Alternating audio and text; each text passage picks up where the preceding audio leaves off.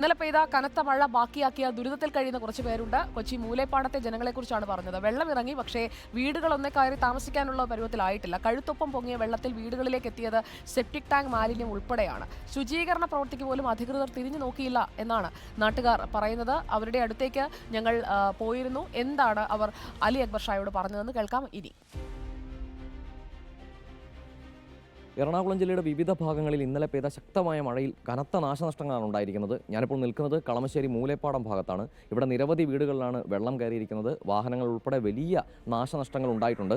ഇവിടെ ഇപ്പോൾ ഈ വീടുകൾ ശുചീകരിക്കുന്ന പ്രവർത്തനങ്ങൾ നടന്നുകൊണ്ടിരിക്കുകയാണ്. ചേട്ടാ, എന്തായിരുന്നു ഇന്നലത്തെ അവസ്ഥ? എത്രത്തോളം വെള്ളം കയറി? ഇന്നലെ ഞങ്ങളുടെ വീടിൻ്റെ ഒരു പകുതിയോളം വെള്ളം കയറി. ഞങ്ങളുടെ കാറുകൾ, വാഷിംഗ് മെഷീന്, ഫ്രിഡ്ജ്, അതുപോലെ സെറ്റ്, അതുപോലെ എല്ലാം നനഞ്ഞ് അങ്ങനെ ഇവിടുന്ന് മൂവ് ചെയ്യാൻ പറ്റാത്ത ഒരവസ്ഥയിലാണ് ഞങ്ങളെല്ലാം നിൽക്കുന്നത്. പ്രായമുള്ളവരൊക്കെ ഞങ്ങൾ മുകളിലോട്ട് അപ്സ്റ്റെയർ ഉണ്ടായിട്ടുണ്ട്, അവിടെ കയറ്റിയിരിക്കുകയായിരുന്നു. അവരൊരു 9 മണി വരെ അവിടെ ഇരിക്കുകയായിരുന്നു. അങ്ങനെയൊക്കെയുള്ള ഒരു വളരെ പ്രയാസപ്പെട്ട ഒരു അവസ്ഥയിലാണ്. ഇതിന് മുൻപ് ഇത്രയും വലിയ രീതിയിൽ വെള്ളക്കെട്ടുണ്ടായിട്ടുണ്ടോ? വെള്ളം വരുമെങ്കിലും ഈ ഫസ്റ്റ് സ്റ്റെപ്പിൻ്റെ അടുത്തുമൊക്കെ വന്നിട്ട് പോവുകയാണ് ചെയ്യുന്നത്. എൻ്റെ വീട് വെച്ചിട്ട് ഇപ്പോൾ 20 കൊല്ലമായി. 20 കൊല്ലത്തിൽ ആദ്യമായിട്ടാണ് ഇപ്പോൾ ഇങ്ങനെ ഇവിടെ ഒരു ഇത്ര ഈ ലെവലിൽ വെള്ളം പൊങ്ങിയിരിക്കുന്നത്. കുശാറ്റിൻ്റെ അടുത്തു നിന്നുള്ള വെള്ളം വരെ ഇങ്ങോട്ടാണ് വരുന്നത്. TVS ജംഗ്ഷനിൽ നിന്നും. പിന്നെ HMD റോഡ് നവീകരിച്ചപ്പോൾ HMD റോഡ് പുതിയ കാന പണിയുന്നപ്പോൾ ആ കാനയുടെ എല്ലാം ഔട്ട്ലെറ്റ് മൂലപ്പാടത്തേക്കാണ് വന്നിരിക്കുന്നത്. അങ്ങനെ ഇവിടെ ഇരിക്കുന്ന വെള്ളം പുറത്തോട്ട് പോകാനുള്ള ഒരു ഇതില്ല. ചെറിയ 1/2 മീറ്ററിൻ്റെ 2 പൈപ്പുകളാണ് ഈ നാഷണൽ ഹൈവേ ക്രോസ് ചെയ്ത് കിടക്കുന്നത്. അത് ഇവിടുന്ന് വെള്ളം മൂവ് ചെയ്യാനുള്ള ഒരു സംവിധാനം ഉണ്ടാക്കണമെന്ന് ഞങ്ങൾ നിരവധി പ്രാവശ്യം അധികാരികളുടെ അടുത്ത് പറഞ്ഞിട്ടും അവർ കണ്ണു തുറക്കാത്ത ഒരവസ്ഥയാണ്. ഇതാണ് ഇവിടുത്തെ പ്രധാന പ്രതിസന്ധി. ഇത്രയും വലിയ വെള്ളക്കെട്ട്, അതായത് ചരിത്രത്തിലില്ലാത്ത വിധത്തിലുള്ള വെള്ളക്കെട്ട് എന്നാണ് 40 വർഷമായി ഇവിടെ താമസിക്കുന്ന ആളുകൾ പോലും പറയുന്നത്. അതിന് പ്രധാന കാരണം ഇവിടുത്തെ ഡ്രെയിനേജ് സംവിധാനത്തിലെ അപര്യാപ്തത തന്നെയാണ്.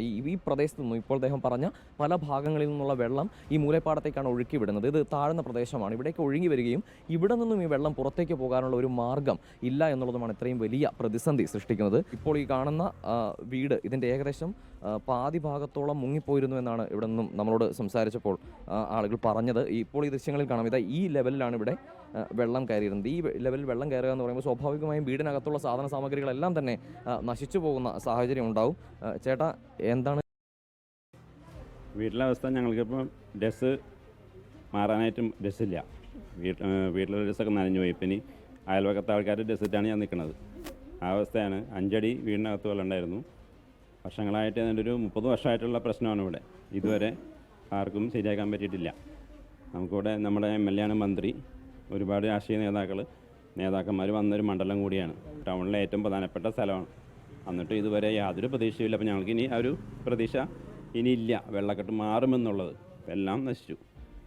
കമ്പ്യൂട്ടർ, ഇപ്പോൾ കാറ് മുങ്ങി, എല്ലാ സാധനങ്ങളും, മക്കളുടെ ഡിഗ്രി സർട്ടിഫിക്കറ്റുകളൊക്കെയുള്ള എല്ലാം, ബുക്കുകൾ എല്ലാം. 9:15 കഴിഞ്ഞപ്പോൾ വെള്ളം കയറി. അപ്പോഴേക്കും ഞങ്ങൾ ഡോറൊക്കെ അടച്ച് ആ ഗ്യാപ്പുകളൊക്കെ തുണി കൊണ്ട് ഫില്ലാക്കി, ബാത്റൂമിൻ്റെ ഡ്രൈനേജൊക്കെ തുണി വെച്ച് അടച്ച് വെതറാക്കി വെച്ചു. പക്ഷെ പുറത്ത് നോക്കിയപ്പോഴേക്കും ഡോറിൻ്റെ സൈഡിൽ കൂടെയൊക്കെ വെള്ളം ചീറ്റാൻ തുടങ്ങി. പിന്നെ ഇവിടെ നിന്നാൽ രക്ഷയില്ല. കാരണം പുറത്ത് അരയ്ക്കൊപ്പം വെള്ളമായി തുടങ്ങി എന്ന് പറഞ്ഞു. ഇവിടേക്ക് ഞങ്ങൾ അടച്ച് ഫില്ല് ചെയ്ത് കാരണം കുറേശ്ശെ വെള്ളം വരുന്നുണ്ടായുള്ളൂ. പിന്നെ നോക്കിയപ്പോഴേക്കും ഈ 3 സ്റ്റെപ്പ് ഇട്ട് ഈ ഡോറിൽ കൂടെയും വന്നു തുടങ്ങി. ഈ ലെവലിൽ വന്നു. എനിക്ക് അരയ്ക്കൊപ്പമായി ഇവിടെ. എന്നിട്ട് ഞങ്ങൾ ആ ഡോറ് തുറന്നിട്ട് ഫ്രിഡ്ജ് മറിഞ്ഞ് കിടക്കായിരുന്നു. ആ ഫ്രിഡ്ജുമ്മ ചവിട്ടിയിട്ട് ഇതിൻ്റെ മുകളിൽ കയറി ഇവിടെ ഈ ലെവലിൽ എനിക്ക് അരയ്ക്കൊപ്പം ഇങ്ങോട്ട് ഇറങ്ങുമ്പോൾ എനിക്ക് ഇവിടെ നിന്ന് ഇങ്ങോട്ട് ഇറങ്ങുമ്പോഴേക്കും എനിക്ക് നിലയില്ലാണ്ടായി. ഞാൻ ഇങ്ങനെ തപ്പിയിട്ട് കിട്ടാനായിട്ട് ഇതിൻ്റെ മുകളിലേക്ക് കയറി. ഇവിടെ എനിക്കിത് ഈ ലെവൽ ഇങ്ങോട്ട് ഇറങ്ങുമ്പോൾ എനിക്ക് കിട്ടണുണ്ടായില്ല.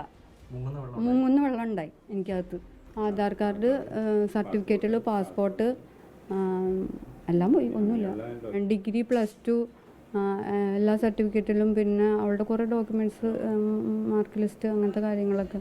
കാറ് പോയി, ബൈക്ക് പോയി, സോഫ പോയി, washing machine, fridge, TV.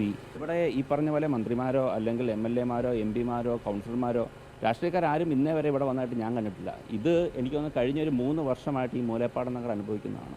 Drainage സംവിധാനത്തിൽ വന്നിരിക്കുന്ന പാളിച്ച തന്നെയാണ് ഈ ദൃശ്യങ്ങളെല്ലാം തന്നെ വ്യക്തമാക്കുന്നത്. ഇത്തവണ ഓപ്പറേഷൻ ബ്രേക്ക് ത്രൂ ഉൾപ്പെടെ കൃത്യമായ നിലയിൽ നടത്തി എന്നുള്ള ഒരു മറുപടിയാണ് അധികൃതരുടെ ഭാഗത്തു നിന്നും ഉണ്ടായത്. പക്ഷേ അതിന് വിപരീതമായ നിലയിലുള്ള കാഴ്ച തന്നെയാണ് എറണാകുളത്തിൻ്റെ വിവിധ ഭാഗങ്ങളിൽ നിന്നും, പ്രത്യേകിച്ച് മൂലേപ്പാടം ഉൾപ്പെടെയുള്ള ഇത്തരം പ്രദേശങ്ങളിൽ നിന്ന്, വീടുകളിൽ ഉൾപ്പെടെ ഇത്തരത്തിൽ വലിയ രീതിയിൽ വെള്ളം കയറിയ ഈ പ്രദേശങ്ങളിൽ നിന്നും വ്യക്തമാകുന്നത്. വീഡിയോ ജേർണലിസ്റ്റ് CP വിജീഷിനൊപ്പം reporter Ali Akbar Shah, in reporter, Kochi.